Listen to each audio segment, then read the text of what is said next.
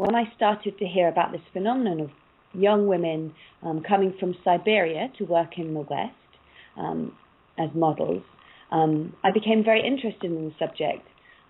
What initially attracted my attention was the fact that these women that I have photographed are in many ways the most photographed women in the world, the most familiar women in the world. We see pictures of these girls or of girls like them every single day.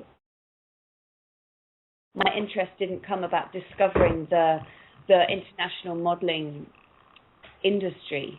It was about meeting these young girls with these Cinderella dreams who wanted to get out of where they came from.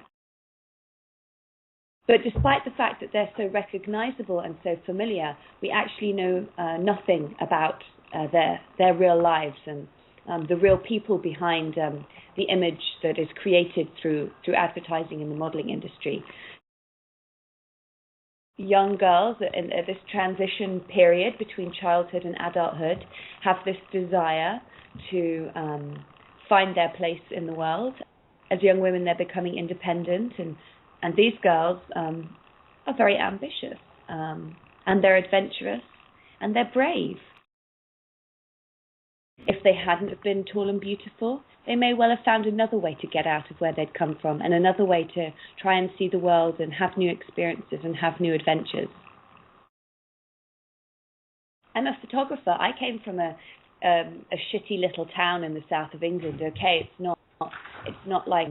it's not as remote as Siberia. And I got a moped, and that was the biggest freedom I ever knew. And I also decided I wanted to become a photographer, because if I was a photographer, I could leave the town that I came from, I could travel, and I could see the world.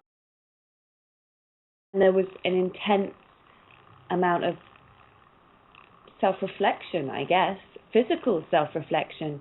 In these modeling schools and in these casting halls, there are mirrors everywhere. All of my photographic work is based on genuine friendships that I form with the people that I photograph.